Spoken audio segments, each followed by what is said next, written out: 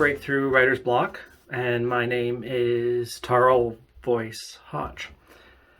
First, a little bit about me. I am predominantly a horror and erotica writer, and I am published both in and outside of the fandom. I've also edited a couple anthologies inside and outside of the fandom.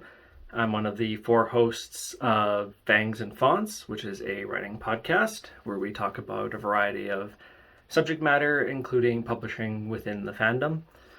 I also own a small Canadian press called Armored Fox Press, which predominantly deals in anthropomorphic fiction as well as anime-themed fiction.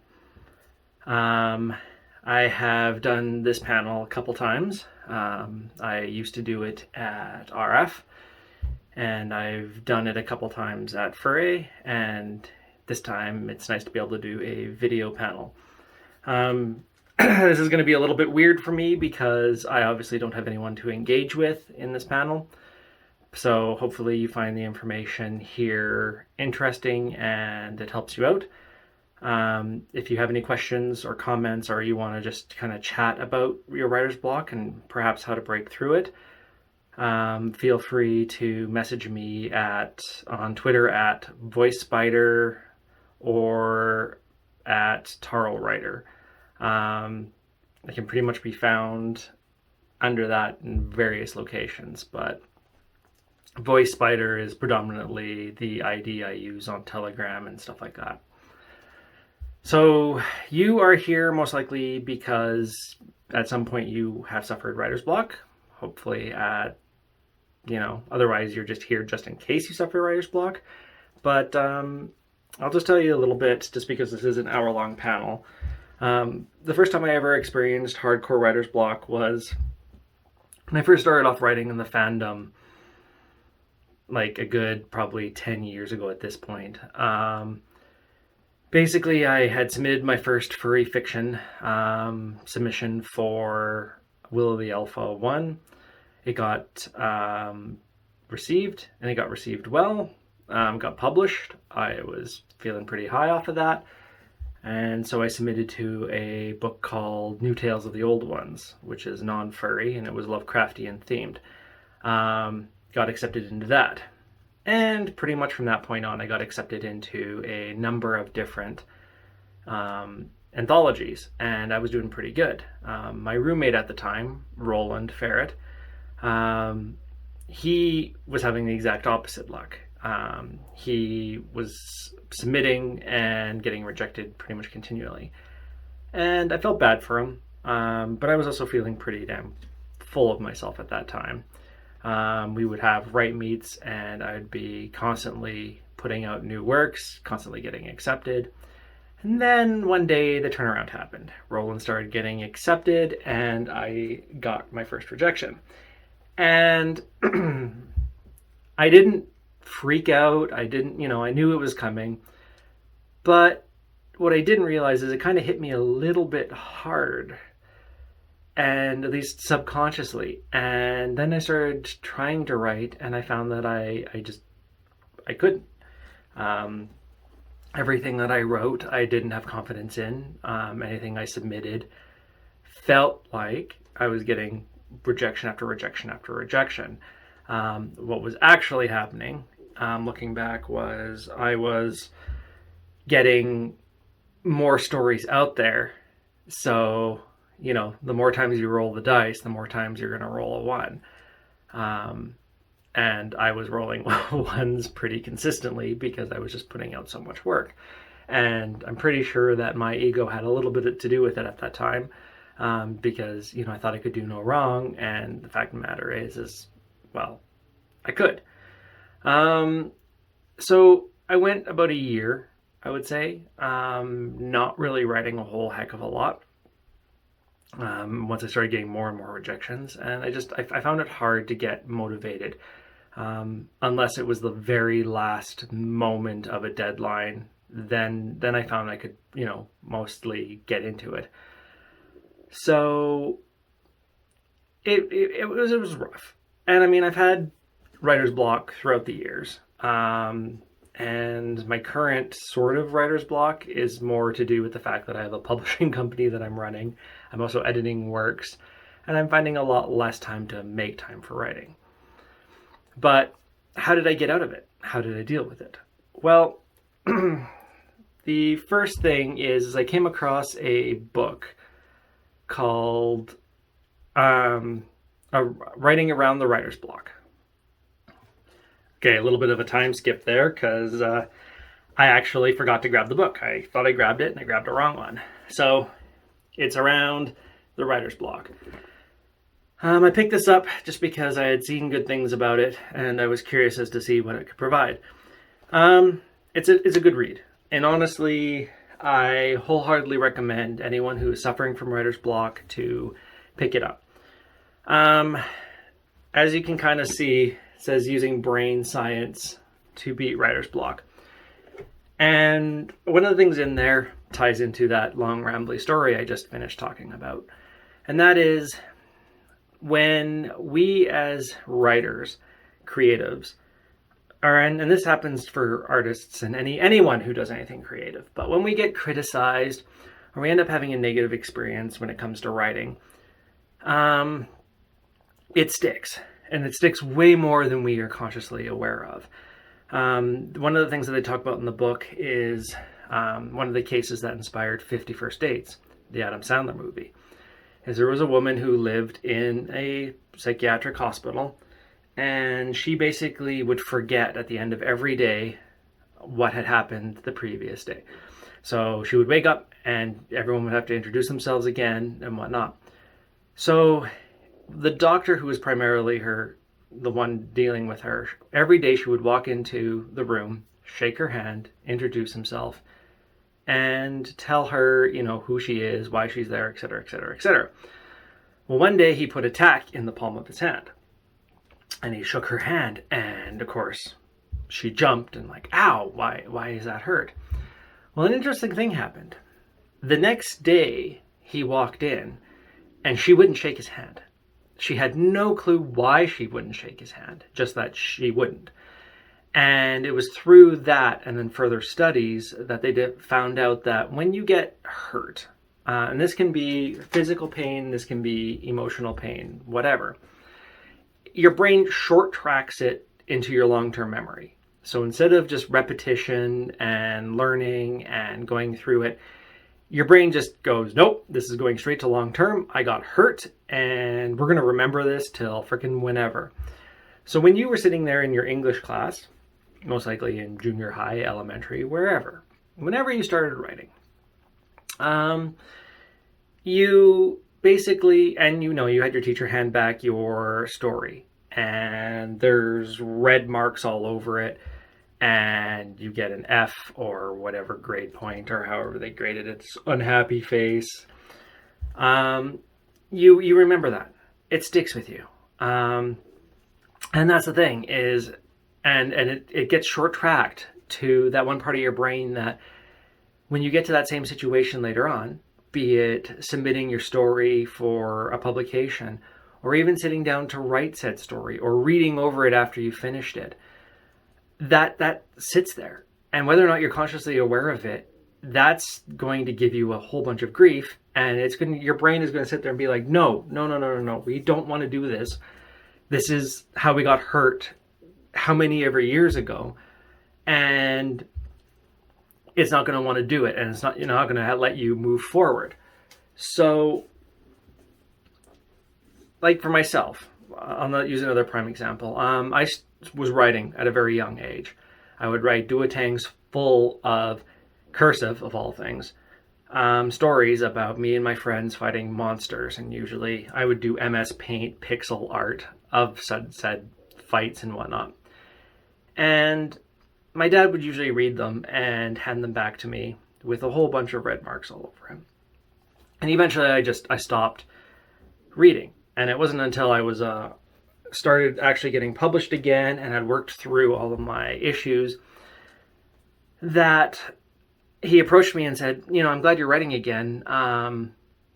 You stopped. And I was really kind of sad about that because you wrote really fantastic stories. They may not have been the best grammar-wise or editing-wise, but you wrote really, really good stories. And, I'm sad you stopped writing. And I looked at them and I said, I stopped writing because you kept giving them back to me with all these criticisms, and you never once said something positive. And that kind of stuck with him, and that whole interaction, obviously, as I'm talking about it now, has stuck with me through the years. And, and I think he kind of realized the power of the how on criticizing. And that's kind of why I'm such a stickler, if you see any of my other panels on reviewing and stuff, to always kind of give the good with the bad. You can't just trash talk someone because you don't know what you're going to do. These are human beings. This isn't some faceless person on the internet. It's a human being that has feelings. And if you're going to sit there and tell them something negative about their work, you better be damn well prepared to give them something positive as well. There's nothing wrong with sitting there and critiquing someone's work. That's how we learn. That's how I got past all my rejections. I didn't give up. I slowed down, but eventually I got back into it, and I remember the things that people gave me. And so when you sit there and you sit down in a situation and you want to write, and who knows, maybe you had the same situation where you had a teacher who hated fantasy. I had a sculpture teacher, actually I had pretty much every teacher in university, not like fantasy. Don't sculpt dragons, don't draw orcs, don't copy anime. It's not art. Well, here I am 20 years later, and 30 years later, however long later, and it's a case of, well, furry's doing pretty damn good when it comes to art styles.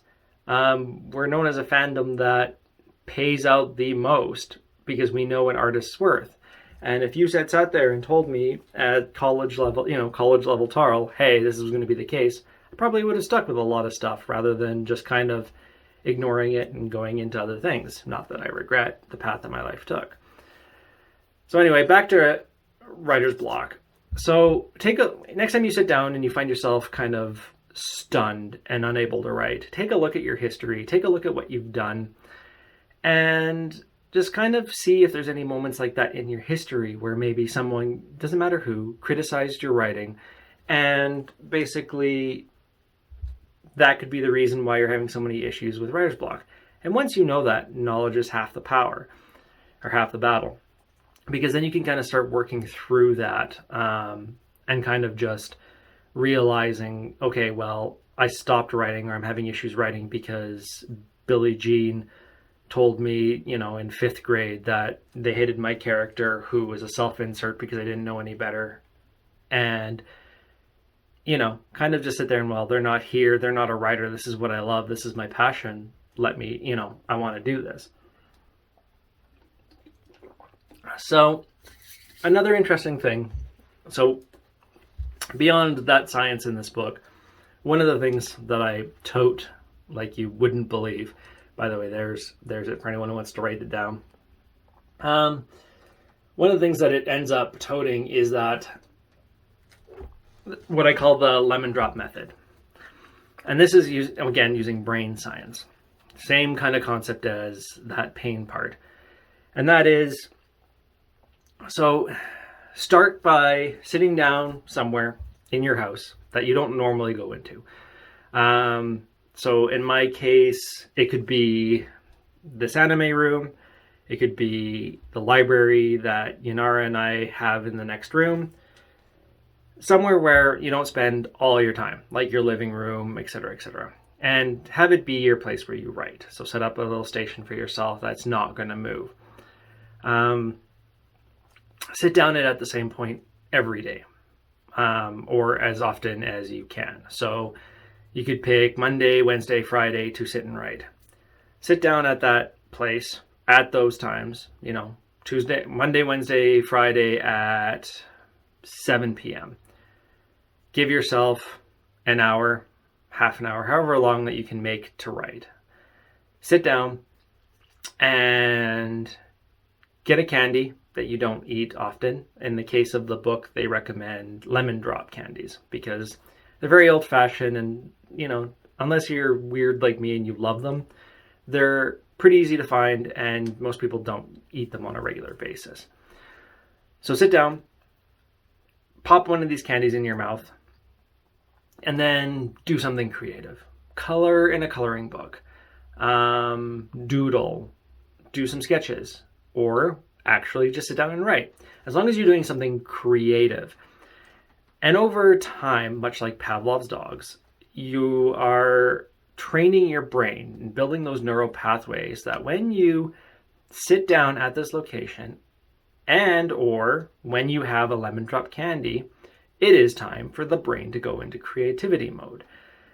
And eventually there'll come a point where you could be wherever the F you want, coffee shop, beach house, airplane, and you pop a lemon candy and your brain goes, I know what this is. It's creativity time. Sure, it's not, 7 o'clock at night, but this candy is, I know this candy. This means it's creativity time.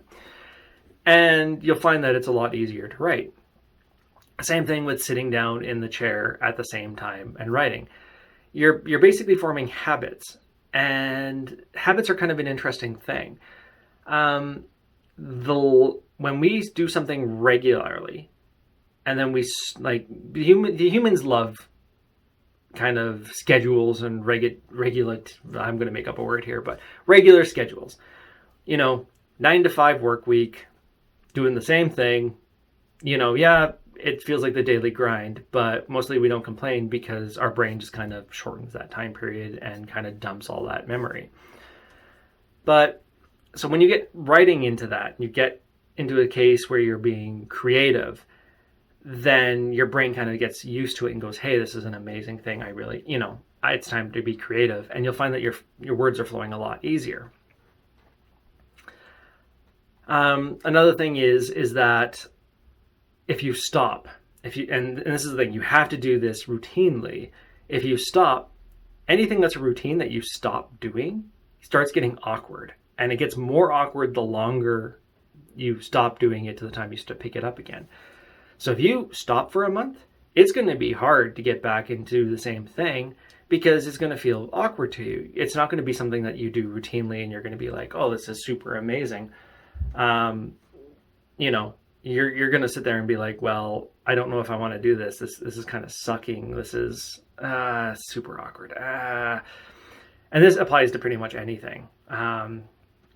So you got to stick with it. You got to do it regularly. You got to do it. Frick, how many things that we did pre-COVID are you going to sit there and go back to and be like, oh, this feels weird? I was talking about seeing people without masks and interacting with them without masks. It's only been a year and a half, and already masks to me have been normalized, and whatever, it's not a big deal. But as soon as I see someone without a mask in a situation where I'm like, okay, it's super awkward, and it's going to take a while to get back to that being the new normal. So going back to the lemon drop method. So that way you can just carry around a lemon drop wherever you are, and say you've got 30 minutes at a gas station or whatever, and you want to sit there and write, you can pop a lemon candy and you should be able to find that you're writing relatively quickly. And again, it doesn't have to be lemon candy. It can be Dutch licorice. It could be whatever, something you just don't eat regularly because you don't want to muddle your brain's association with that. Having a dedicated place to write is also fairly important. Some authors that I know would write at about like 2 o'clock in the morning when their kids have gone to bed in a closet because their kids can't find them there if they just happen to wake up due to nightmares, and they could get a lot done. And that closet became their safe space to write, their point where they can sit down and be like, okay, I can do this. So this isn't to say that coffee shops are a bad thing. Fangs and Fonts used to do a fairly regular write meet at a Starbucks in a Indigo, which is, for those that are American and don't know, Indigo is kind of, it's a big bookstore chain up here in Canada. And they're the ones who run the Kobo and all that. But we would go there regularly. You'd sit down and you'd order something not caffeinated because it was usually fairly late. And we would just sit and write. but we usually took the same table because, again, it was normal for us and something that we had built a habit of. And it was easy to write. And I mean, you were there with friends, so you were in a comfortable environment. And it was just like, okay, I can sit there and I can write, and I can talk to people if I'm kind of in, need a little bit of creativity. But as long as you were doing something creative, that's what counted. So that's the lemon drop candy theory. And it's one that I absolutely love and I think is absolutely cool because, again, it's brain science. It's training your brain to do what you want.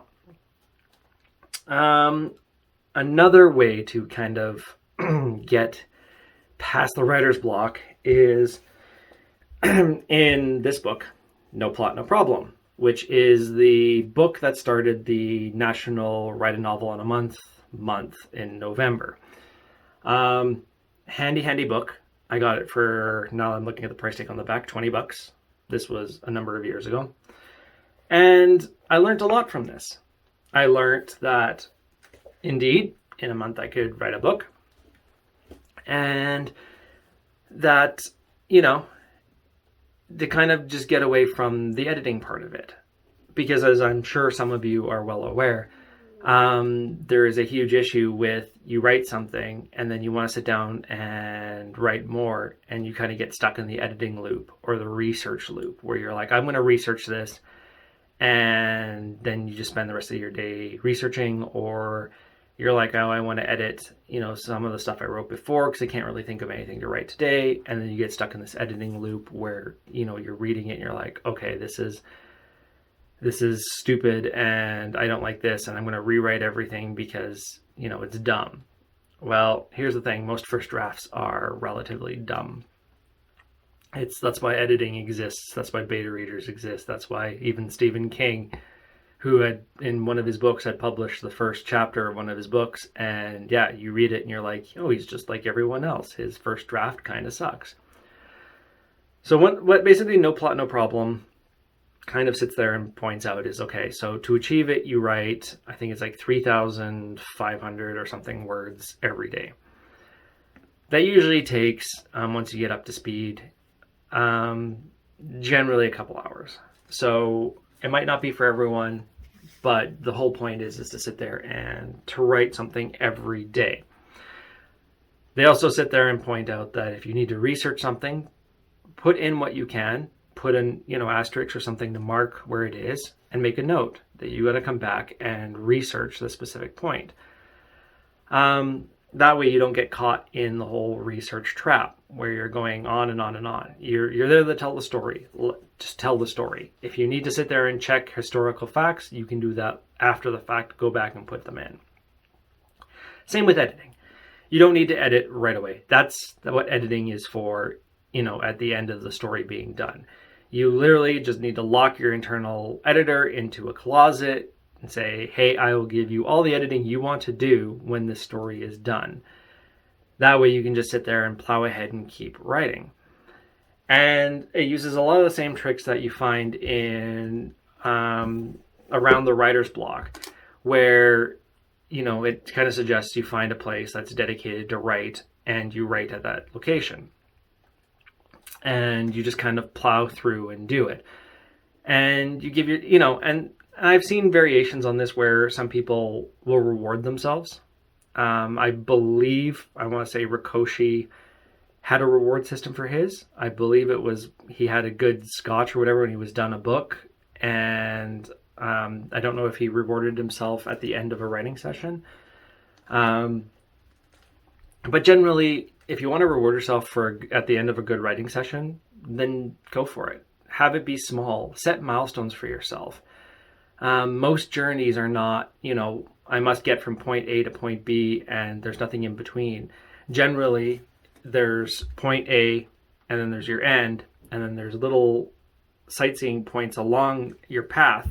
So if you get to point A, point A1, A2, A3, however you want to distinguish them, you can sit there and be like, okay, well, once I'm halfway through the book, I will treat myself to a steak dinner from the keg. Or I'll go get myself, the sushi that I really want. I'll splurge and get, spend $50 on sushi rather than $10 that I do normally. So give yourself little rewards. And then that way that kind of helps you kind of push through it. When I wrote my first book in a month, it was terrible. And as the author of this book states, it'll be terrible no matter what.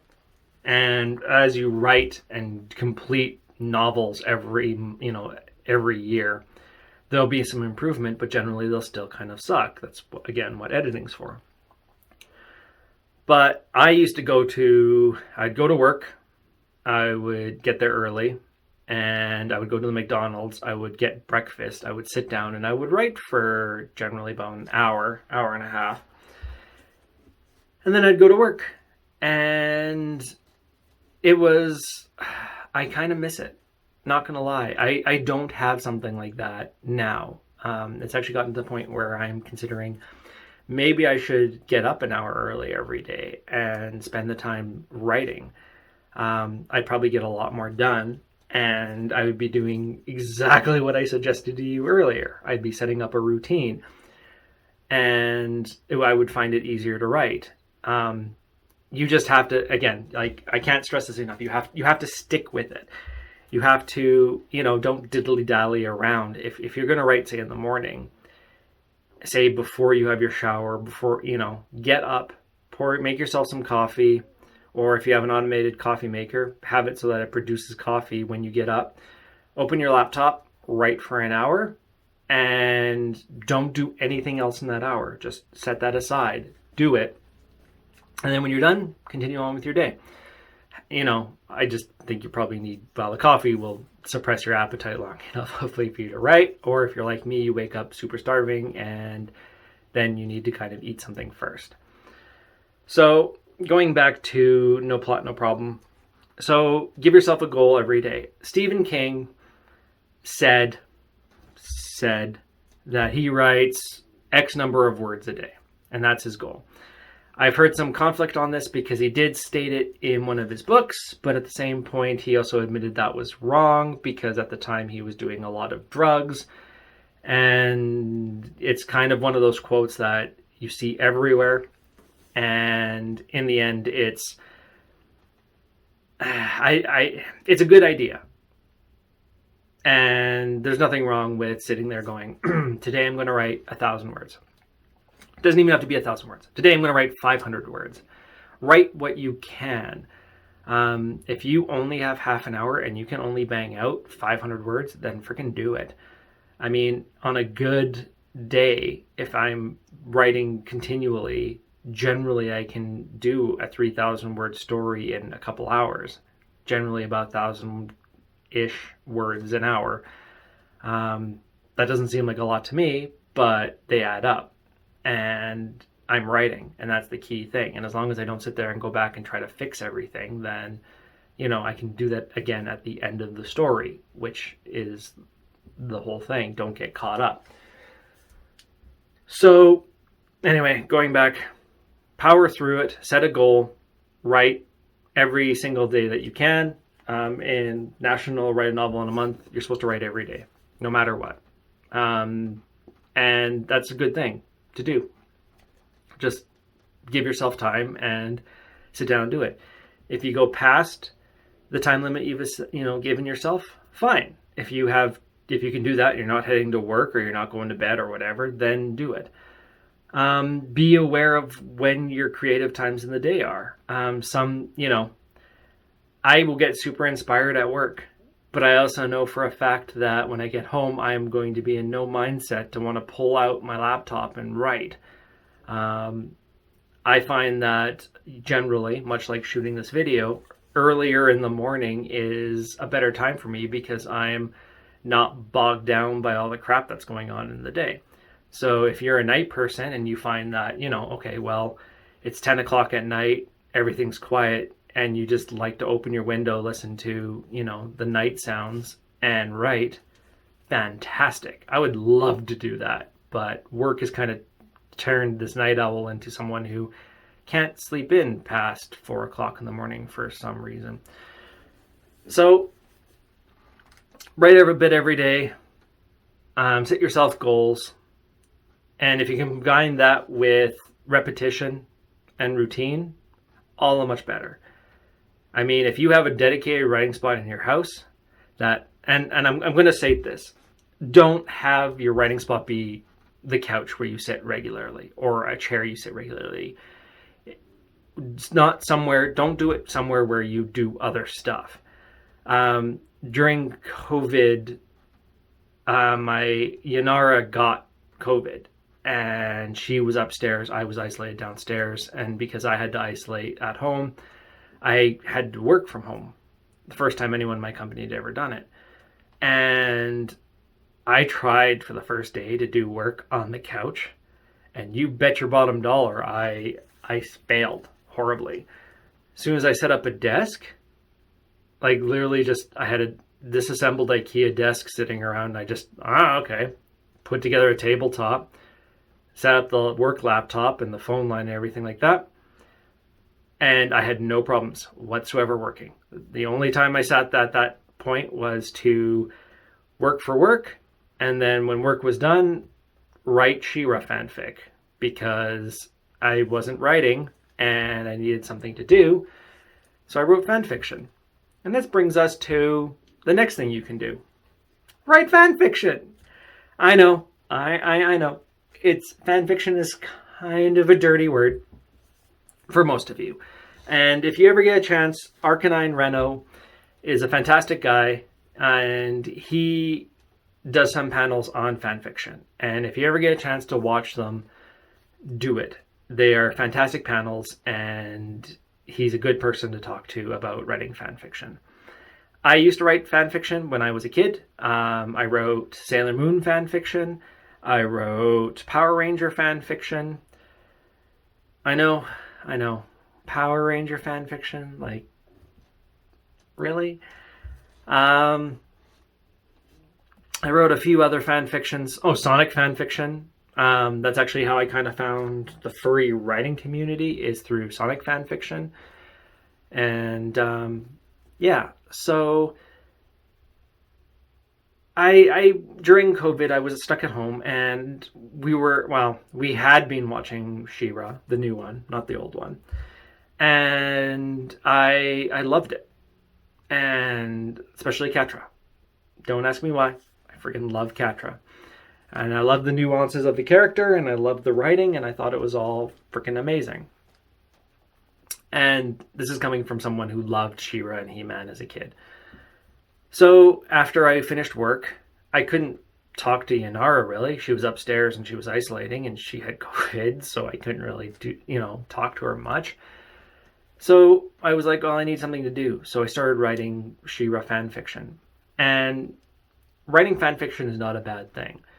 There is a huge, and I was not aware of just how huge this was, but there is a insanely large fanfiction community out there. And there are Kyle Golds of the fanfiction writing community. There are the J.R.R. Martins of the writing, fanfiction writing community, just people who continually produce good fanfiction. So why write fanfiction, you say? Well, say you're having issues writing a story, any story, you can't come up with any idea. Well, the nice thing about writing fanfiction is you are given a world that exists. You're given a world that you already know all the rules for, and anyone who's reading said fanfiction has already experienced that world. So you're given a huge amount of freedoms. And this is one of the reasons why, say, isekai fantasies are so predominant right now and so popular, and they're popular on the web novel community, is because everyone knows basically Tolkienized fantasy. So if you stick someone in a world like that, there's very little that you have to explain, barring what is different. Same thing goes for fanfiction. Anyone who has seen She-Ra knows when I write when I sit there and go, here's Catra, everyone who's seen She-Ra knows who Catra is. Everyone knows who Bo is, Glimmer is, etc., etc., etc. Or if you're writing, say, Undertale fan fiction, or if you're writing Gravity Falls fan fiction, you're playing with a world that someone else has created, and you're basically writing your own stories for it. A lot of people find this to be really cathartic and really kind of opening, because now they're not sitting there spending half their time world building. And that's another trap that a lot of people get stuck in, is they look at, say, Tolkien, and they go, oh, I want to world build like he does. Okay, Tolkien is an outlier when it comes to planning works. You don't need to figure out the phases of your moons. You don't need to figure out this entire elaborate backstory. It works for him. Most writers these days don't do that. Pretty sure J.R.R. Martin is not doing that. So sit down, pick something you love, and that's the key, is pick a fan fiction, pick a TV series, pick something that you love. You love Supernatural? Great, do it. You love Lucifer? Do it. You love He-Man? Do it. Friggin' you love My Little Pony? I know a lot of you do. Do that. Actually, I think I've written I wrote Gen 1 My Little Pony fan fiction. Yes. Old school Applejack. So the point is write fan fiction. You've already got an established world. You've got established characters. If you want to do self-insert, I know it's a big no-no when it comes to writing normally, but in fan fiction, freaking do it. It's a good place to sit there and experiment with things. If you want to try writing in second person, because some people do that in fan fiction. My story was second person, and it's a good exercise, and that's the point. It's an exercise. It's to get you writing. If you're writing a fan fiction, sure, it might not see the light of day, or you might post it to the website to get feedback. Either way works. If it's something no one sees, awesome, fine. At least you're writing. If it's something you're going to post to a website, awesome. Post it and see what people say. People, I find, think that they're going to write these grandiose, the next American or Canadian novel. And they sit there. So, prime example. And this happens to not just myself. This happens to every single publisher that has a table at a convention. And it's something that we've talked about as publishers a fair amount, is we will get people that come up to our table regularly and be like, I'm writing a novel. Okay. Can I get it published? Well, is it done? No. Okay, well, when it's done, come talk to me. Well, it's about insert, 20 to 30 minutes of dialogue about their story. Okay. You're excited, and that's awesome. But you haven't written the story. And 90% of the issue with people writing books is that most of them never get written, because people will sit there and they'll jot down notes and whatever, but they won't actually sit themselves down in a seat and write. That's part of the reason this book exists, is so that you can sit down and just plunk your story out. And that's the thing with fan fiction, is it helps you to gain a lot of the skills that you may not have, especially if you're a first-time writer. Is you'll learn what beta readers can do for you. You'll learn what editors can do for you. You'll get the constructive feedback. And yeah, it's fan fiction. It's pre-existing, and you won't ever be able to sell it unless you're Twilight. And you'll never really be able to do much with it other than post it to the websites. And that might just be what you need, is just to have a fan base because you're writing fan fiction. And that's fine. There is nothing wrong with writing fan fiction. It is healthy. It is good, and it helps the imagination. And you know what? I had forgotten that until I wrote my Catra fan fiction. And it was so nice. And I look at it now. It's been half a year. Yeah, actually, it's been half a year. And I haven't written much else except for writing prompts for a anime community. And I'm like, I need to sit there and write. I have novellas and novels that I want to write, and I'm not writing them because I'm spending all my time doing Armored Fox Press stuff. And I have to make time for it. And this is another point. Most people sit there and say, well, okay, hey, Joe, why aren't you writing? Why aren't you writing right now? Oh, well, the thing is that I can't. I need to find time to write. No, no.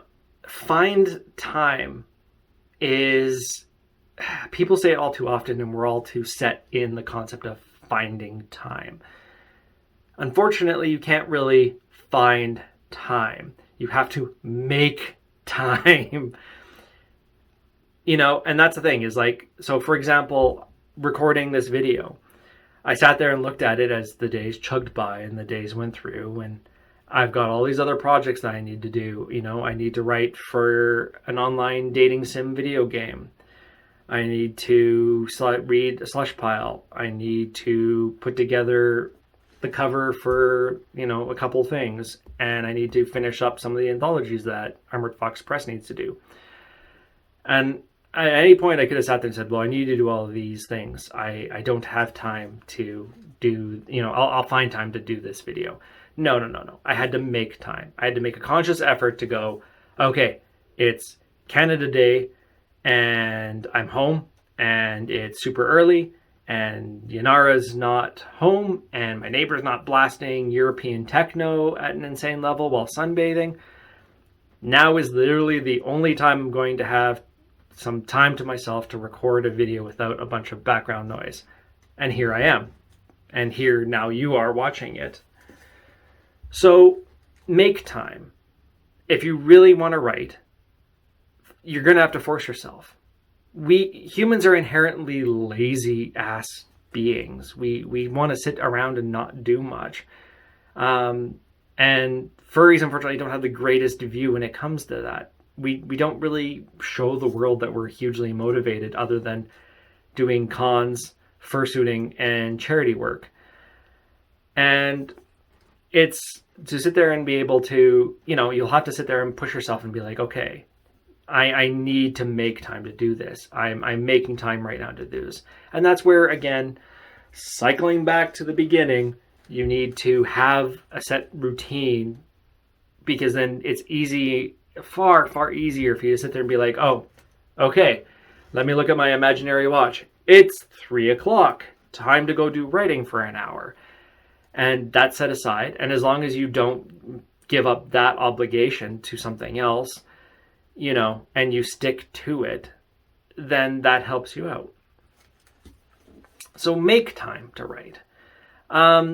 Sit down at that desk, color in a coloring book, do a puzzle, doodle, write a fan fiction about your favorite My Little Pony, write, a fan fiction about, walking into a fantasy brothel. What's there? What are you going to do? Write your favorite genre.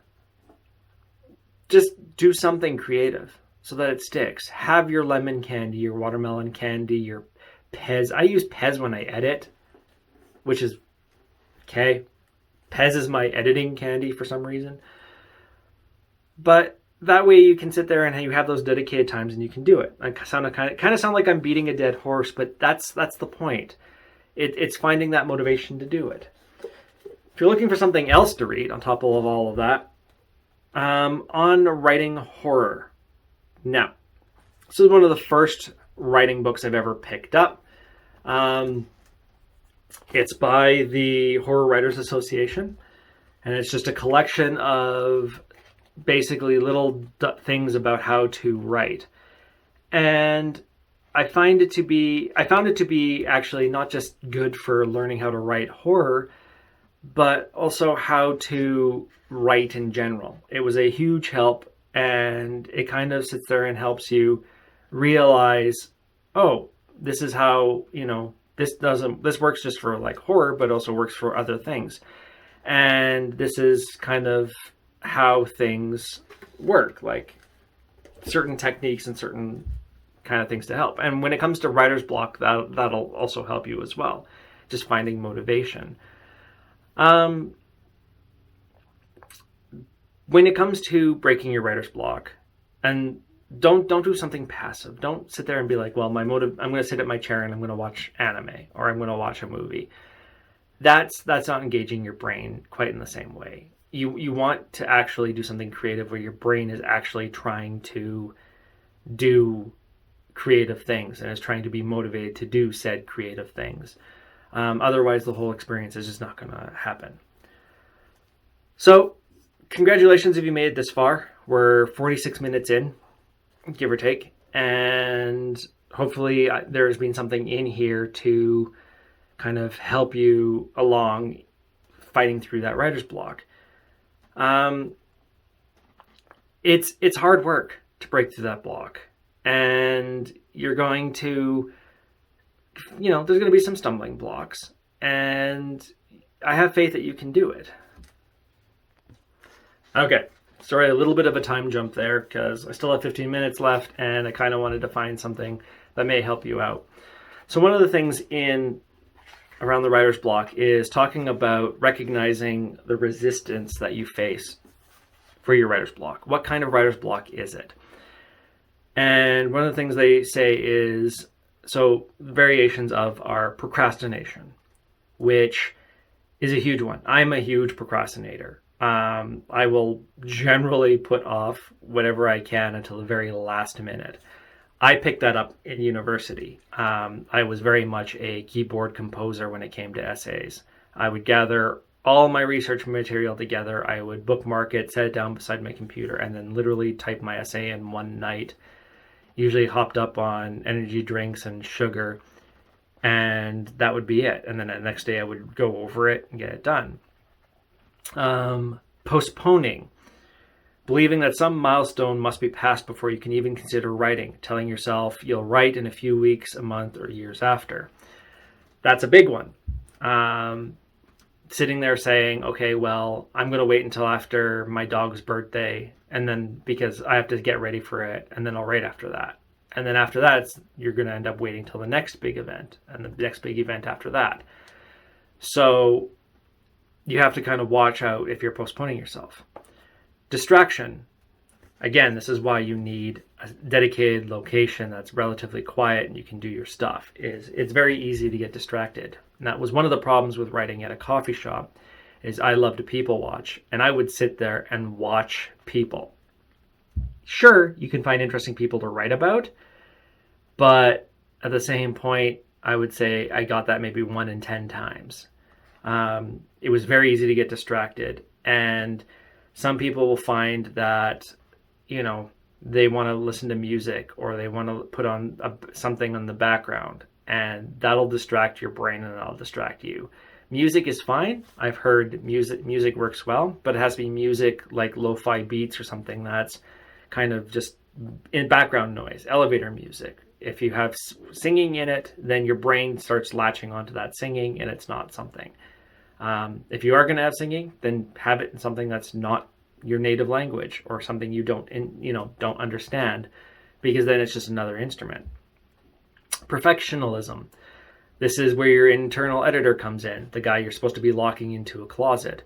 You want to sit there and get the perfect story. Well, the point is if you do a perfect story, you're not going to, if you keep editing and you keep wanting to have the perfect story laid out before you write or while you're writing, you're never going to make any progress. You're going to keep editing it, and at no point is it ever going to just, as we say in Fangs and Fonts, F it, ship it.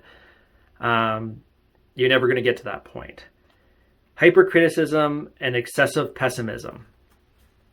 Kind of self-explanatory. Just kind of being pessimistic that your work's not going to sell, and hypercritical of yourself. Your writing's not good enough. You're not Stephen King. You're not, the next J.K. Rowling's. You don't know that. Most famous writers caught their break when they least expected it. And write your stuff. There will always be fans for your work. I get huge imposter syndrome, even though I've published numerous stories and I have a small publishing company and I've edited things. When people sit there and tell me that they love my work, that some of my stories are the best they've ever read and they can't get it out of their head because it's so amazing, I have such a hard time believing that, because I don't, and that I'm hyper criticizing myself, and I'm being pessimistic that I'm not good enough of a writer. And it takes a lot to kind of move past that. It's better than being super egotistical, sure, but just believe in yourself, right? There's a story out there that you have to tell that someone's going to find interesting. That's why there's channels solely devoted to, like, say, Reddit relationships or whatnot, where they just sit there and read Reddit posts, is because people find stories relatable and interesting. And people flock to that. That's why those exist. So if you sit there and you tell a story, someone is going to find it engaging and someone is going to enjoy it. Denial and excessive optimism. So basically, this is someone who basically rejects all feedback because they're a perfect writer and there's nothing they can do wrong. And basically, it's not good in that regards. You don't want to be the exact opposite of the previous example where you believe everything you write is freaking gold and all that. You want to be humble as a writer for obvious reasons, but excessive optimism means that you'll think that, when I get inspired, I'll be able to write the perfect book, and then you're never inspired because nothing is ever good to your excessive optimism and your denial that you'll ever write something bad. Overscheduling. Obviously, filling up your schedule so much that you don't actually have time to make time. It's hard to make time when you don't actually have time. That's the thing, is you can overschedule yourself and sabotage yourself that way. I'm supposed to write at 3 o'clock every day. Well, I unfortunately, the only time I can make this appointment is 3 o'clock. No way considering doing it another day. It has to be today, and it has to be 3 o'clock. I have to do it. Well, that's a slippery slope, because once you take away your writing time, it's going to be hard and awkward to get it back. Underestimating yourself. This goes back to, again, kind of just having a pessimistic view of your own writing and your own style. Basically, you just kind of end up getting stuck doing stuff that's super easy. You're not challenging yourself, and you end up boring yourself. So say you're really, really good at writing action stories. If you never challenge yourself beyond that point, you're never going to improve, and you're going to bore yourself to the point where you're going to stop writing, or you're going to sit down and you're not going to be challenged, and you're not going to figure out what to do. I used to write a lot of female betrayal stories that had to do with a lot of stuff in my past. And there came a point where, once it was made apparent to me during an episode of Fangs and Fonts, I just decided I was going to start challenging myself and started writing some really, unique stuff. Really out there example, but Sensory Details. I got contacted by Thurston Howell, and he said, "Hey, do you want to write a sex story involving a spider? Because your sensory thing will be touch." And I ended up writing a cyberpunk story about sex between a spider and a genderless rabbit, anthro rabbit. And I mean, when I say spider, it's not an anthro spider, it's an actual freaking spider. Giant spider with a dick. And it's one of those things where I find it interesting. And once I got going on the story, it wrote itself.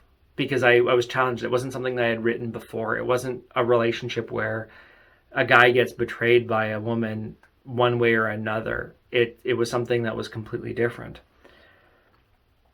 Confusion or forgetting. Basically, kind of forgetting your time to write. Just going, oh, it's 4 o'clock. I'm supposed to be writing an hour ago. Well, I'll remember tomorrow. Oh, it's 5 o'clock. It's supper time. Well, I don't have time to write. I'll remember tomorrow. Set an alarm. Until it becomes, you've been doing it for like a year, 2 years. Set an alarm. Don't forget. Just power through with it. And lastly, sabotage. Basically, it comes down to you sabotaging yourself. And that can be means through any of what I had just mentioned in that list. Various ways in which you sabotage yourself. You don't feel like you're confident, you're not getting enough done. and you just kind of sabotage everything that happens with your writing. So you never actually move forward with it, and you never actually get stuff done. So those are the kind of very different types of sabotaging, or various types of writer's block that can kind of come along and kind of prevent you from writing. Writer's block is not just one thing that exists. It's multiple things. And there are different types of writer's block. You as the writer or other creative, it's your job to kind of figure out which one it actually is, which one is affecting you, which one is basically stopping you from doing what you want. And then work on it through routine, through locking up your internal editor, through maybe rewriting your brain's the way your brain's wired by doing the lemon drop thing and the routine. Sit there and find out specifically which of the types of writer's block are kind of getting to you and follow those. So again, if you pick this book up, out of all the books I have on writing, this one is probably the one that I've referred to the most, and this is the one that I enjoy the most and has given me the most help throughout the years. And seriously, just do it. Like, motivate yourself. Write, as I said, write fan fiction. Do drabbles, which are 100-word, exactly 100-word stories. Challenge yourself. Make it interesting. Keep yourself motivated to write, because like anything you do, you have to kind of find the joy in it. And one of the reasons we are all writers, one of the reasons you're probably in this panel, is because you're a writer and you need to write. You find joy in writing, and you want to continue to write. And that's what you need to do, is like to find the love in that, find the challenge in it, find out what motivates you to write. What do you love to write, and what's sabotaging that ability to do so, and move forward with it, and basically bash that writer's block to nothing and power forward. And who knows, maybe you'll find who knows, hopefully you find your Zen moment of writing. Just like any other activity, there's always that Zen moment where you get lost in the story, you look up and 3-4 hours have passed and you've sat there and written most of a story, if not an entire story or most of a book. Those are golden moments, and they do happen. But like everything, they take everything worthwhile. They take work, and you just kind of have to work through the writer's block, and hopefully these tips and tricks help you out. So I'm rambling, as I've got, about a minute left, and that's it. I would ask for questions, but it's a recording. So hope you have a good weekend. Hope you're enjoying all the panels. And now that COVID seems to be taking a retreat, hopefully I see you all at Furray next year. And who knows, maybe I'll do a panel then of the same thing, and you can ask me your questions then. If not, reach out to me at VoiceSpider on Telegram, or at Telegram, on Twitter, Tarl Writer on Facebook, or Tarl Writer on Twitter. Just, you can find me. I'm not a hard person to find. And if you're whatever reason you can't, feel free to reach out to the Furry Writers Guild. They'll probably direct you to me, or find Ocean Tigrox, and he'll point you in the right direction. Or just go to Fangs and Fonts on Twitter and message us there, or just find where I'm posting. Anyway, that's it. Thank you for attending, and hopefully that's helped you out, and hopefully you look to pick up that book, or any of the books that I've shown today. You have a wonderful weekend, and hopefully I'll see you around soon or next year.